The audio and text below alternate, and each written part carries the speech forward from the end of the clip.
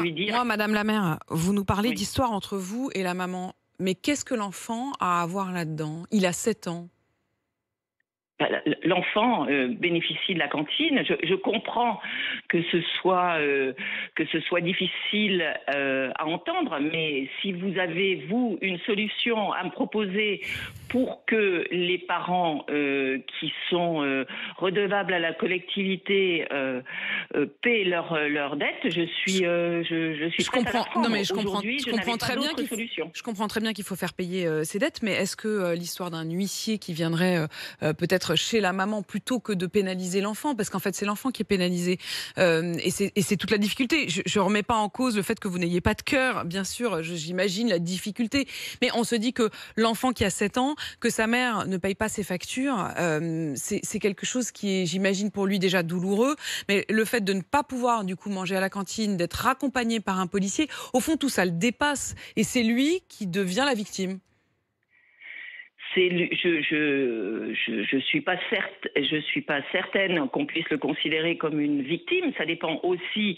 Notre policier municipal l'a pas ramené chez lui en lui disant ta maman ne paie pas la cantine et on peut pas te garder à la cantine. Il lui a dit quoi? Donc, alors après, il lui a dit qu'il ne pouvait pas rester manger à la cantine et que comme sa maman pouvait pas venir le récupérer, c'était lui qui le ramenait à la maison. Mais il voit bien que ses autres camarades restent manger, donc ça, pour le coup, je suis pas complètement... Mais il y en a plein qui partent aussi pour déjeuner. Vous imaginez le tiraillement? J'imagine que le matin, sa maman lui a dit, alors on peut dire qu'elle est de mauvaise foi, tout ce qu'on veut, mais enfin le matin, sa maman, elle a dû lui dire tu restes manger à la cantine. Ça crée quand même forcément chez l'enfant, au minimum, un désarroi. Peut-être, mais je vois pas comment vous pouvez nier cet aspect-là. Je n'étais pas présente lorsque l'enfant a été ramené, donc je ne connais pas son degré de désarroi. Tout ce que je peux dire, c'est que notre policier municipal est tout à fait habilité à faire ce genre de choses et que je pense qu'il l'a fait dans la plus grande délicatesse. L'enfant n'est pas resté très longtemps avec le policier municipal puisqu'il habite à 150 mètres de l'école. Je ne connais pas si cet enfant a été dans un non, mais sans connaître cet enfant, moi je ne le connais pas, ni vous ni moi, mais simplement on sait aussi comment sont les enfants et à 7 ans il est suffisamment grand pour comprendre. Madame le maire, si aujourd'hui on est lundi, est-ce que la facture a été payée et si elle n'a pas encore été payée, qu'allez-vous faire à l'heure du déjeuner?